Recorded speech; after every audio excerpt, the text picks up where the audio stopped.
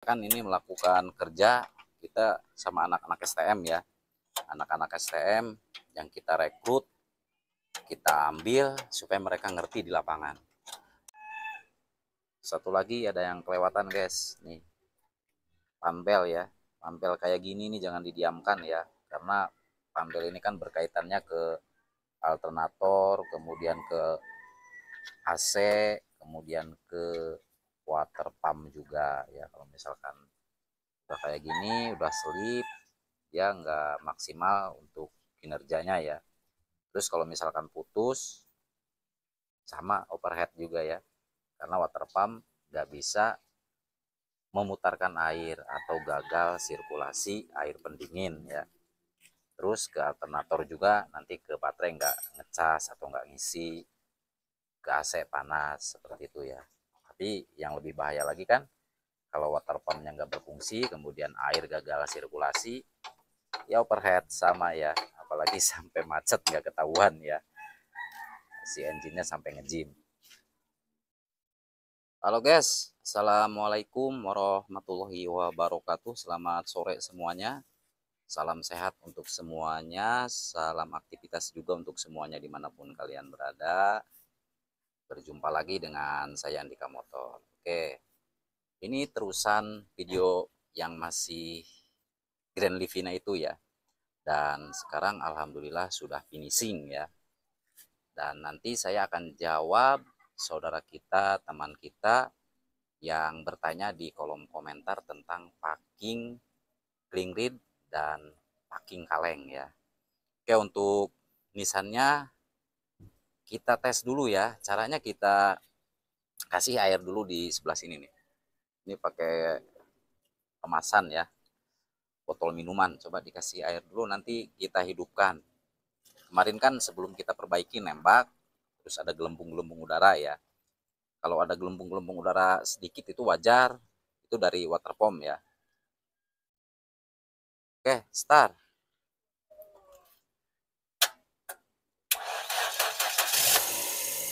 Nah, alhamdulillah ya, gelembung pertama itu dari water pump ya, bluk-bluk kayak gitu ya. Dan sekarang airnya anteng, nggak ada gelembung-gelembung udara ya. Alhamdulillah ya. Nah, ini yang kita maksud, kalau kerja itu kita harus pelan-pelan, sabar, telaten. Overhead itu banyak sekali penyebabnya, asal muasalnya ya, seperti dari termostat, kemudian dari water pump yang rusak, dari extra fan yang macet, rusak atau lemah, kemudian dari sensor ICT, dari radiator yang tersumbat, kemudian dari packing head yang usianya udah lama, kemudian dari karena sering nggak ngecek air pendingin, terus kebocoran selang-selang, baik selang besar, selang kecil, pokoknya banyak ya. Jadi kita harus tahu historinya dulu, kenapa unit ini bisa overhead. Nah, nanti kalau misalkan si owner atau si penggunanya buntu nggak bisa ngasih penjelasan, ya terpaksa kita yang harus cari ya. Misalkan kita cek kebocoran dari selang-selang ya, caranya kita cabut si selang ini nih, selang yang menuju ke reservoir, kita cabut terus kita pompa ya, tapi dengan catatan si tutup radiatornya harus ditutup. Setelah kita pompa pasti ada kebocoran kalau misalkan terjadi bocor halus ya, misalkan di selang-selang kecil nih, kayak gini, selang yang ketutup body, kemudian selang yang berkaitan dengan sistem pendingin ya, seperti selang yang di sini yang ngumpet ya, kemudian dari apa namanya, housing termostat, dari selang-selang yang besar itu bisa kedeteksi ya, tapi dalam keadaan dingin ya. Harus sabar, harus telaten. Bisa juga dari upper tank ya, upper tank itu ini atasnya radiator ya, terus yang di bawahnya ya, kadang-kadang ada yang di pinggir kanan kiri, nah itu harus dicek juga. Kemudian karena kita nggak sering nambah air di reservoir ya, atau di tangki cadangan, itu bisa jadi. Terus dari tutup radiator juga bisa jadi ya, tutup radiatornya udah mulai lemah kayak gini nih. Nah ini udah sobek ya, udah mulai lemah, kemudian dia si air itu nembak ke reservoir dan di reservoirnya tumpah seperti itu guys. Oke, untuk menjawab pertanyaan saudara kita, teman kita, Om katanya kalau packing cling reed itu sering gagal, nggak awet, paling 2 bulan atau 2 tahun ya. Oke, saya jawab ya. Gini ya, boleh kita menggunakan packing yang kaleng atau flat, tapi dengan satu catatan, harus rata di permukaan water jacketnya, nggak boleh ada yang keropos, nggak boleh ada yang bengkok. Kemudian di permukaan silinder bloknya juga harus benar-benar rata. Gimana caranya? Kita scrap, kita bongkar mesinnya, diperbaiki di tukang bubut, baik di blok mesinnya, permukaan atasnya, kemudian permukaan silinder headnya. Nah, kalau pengen kita gunakan kembali packing yang flat ya.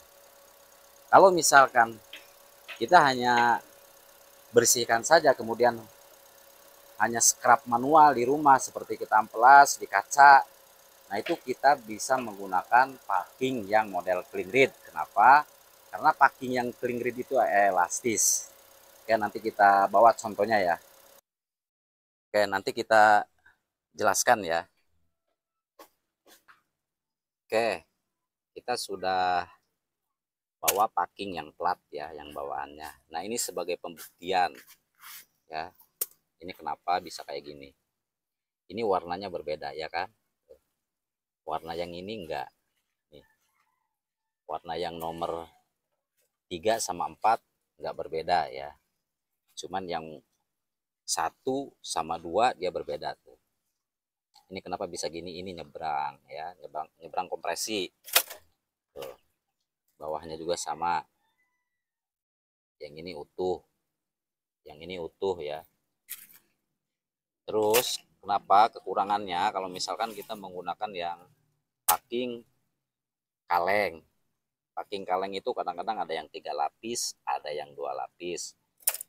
Kalau misalkan permukaan silinder headnya sudah nggak rata, kemudian permukaan silinder bloknya sudah nggak rata, otomatis dia akan ada rongga ya, akan ada rongga, kemudian dia akan nyebrang lewat sambungan sininya nih ya, lewat sambungan sininya nih. Ini ada yang 3, ada yang 2 ya. Terus kelemahannya dia nggak elastis ya, kalau packing yang dari plat yang nggak elastis. Terus gimana kita dapat packing yang asli? Itu nggak mudah ya, kita cari packing kaleng yang asli itu nggak mudah ya, kecuali bawaan pabrik, silinder headnya masih rata, permukaannya silinder bloknya masih rata, nggak apa-apa pakai ini. Terus bawaan pabrik itu kan gagalnya bukan karena gagal packingnya, tapi karena kitanya sendiri yang ceroboh, mengabaikan kebocoran air, kemudian jarang ngecek air pendingin atau servis berkala seperti itu. Tapi kalau kita rawat, kalau kita benar-benar merawatnya, sering kita cek baik dari kebocoran olinya, kebocoran air, kemudian selang-selang yang nggak layak pakai kita segera ganti. Terus si extra pen itu harus kita cek juga ya. Pokoknya semuanya itu pasti awet ya. Kalau misalkan kita ganti kan, ya namanya silinder head udah terpakai, udah lama, pasti ada perubahan. Nggak tahu itu ada bintik-bintik kropos, terus ada sedikit melentang. Tapi kalau menggunakan yang model cling reed kayak gini nih ya, ini cling reed ya, dia elastis ya, elastis, terus di sininya ada plat. Dan itu pun harus satu syarat lagi, kita kencangkan bautnya menggunakan kunci torsi. Mulai dari sini nih, mulai dari sini nih, mulai dari tengah, 1, 2, 3, 4, 5, 6, 7, 8, 9, 10. Semua dikasih rata ya. Kalau misalkan di 6 kgm, kita kasih semua di 6 kgm, mulai dari 1,4 naik ke 4 kilo, kemudian naik ke 5,5 dulu, dan terakhir kita kasih 6, atau kita kasih apa namanya, derajat ya. Kita kasih derajat kayak gini nih, misalkan di sini kunci nih. Nah, seperti itu guys, cara derajat ya, atau menggunakan cara derajat ya. Itu untuk terakhir, supaya apa, kekencangan bautnya itu rata semua, nggak ada yang terlalu kendor, nggak ada yang terlalu kencang, artinya presisi. Seperti itu guys ya. Boleh kita menggunakan ini, nggak apa-apa ya, boleh. Itu gimana ya, hak kita juga ya, hak kita masing-masing. Ada juga yang menganjurkan pakai packing plat, nggak apa-apa, aman juga. Ada yang menganjurkan pakai packing yang cling reed, model cling reed atau asbes, nggak apa-apa, aman juga. Yang penting kerjanya kita profesional, jangan asal kencangkan baut ngawur, nggak menggunakan kunci torsi ya. Kalau pakai kunci torsi mulai dari tengah sampai ke pinggir kiri kanan, ke pinggir ujung kiri lagi, ke ujung kanan lagi, semua presisi di 6 kgm rata guys, insya Allah rata, awet. Dan praktek ini sudah saya lakukan udah tahunan ya, nggak ada sampai yang gagal masuk kembali gara-gara menggunakan packing cling reed, dia masuk kembali gagal kompresi atau nyebrang kompresi ya. Kecuali kekeringan air radiator, ekstra fan mati, itu ada asal muasalnya, ada penyebabnya, baru dia melentang lagi seperti itu guys. Tapi kalau misalkan aman, airnya aman, selang-selangnya nggak ada yang bocor, kemudian termostatnya nggak macet, ICT-nya normal, kemudian selang-selangnya nggak bocor, radiatornya bersih, nggak ada sumbatan, tutup radiatornya normal, insya Allah ya, insya Allah awet. Jadi gimana kitanya, seperti itu guys ya, gimana kitanya cara merawat. Oke, jadi untuk Nissan Grand Livina 1,5 ini alhamdulillah sudah selesai ya.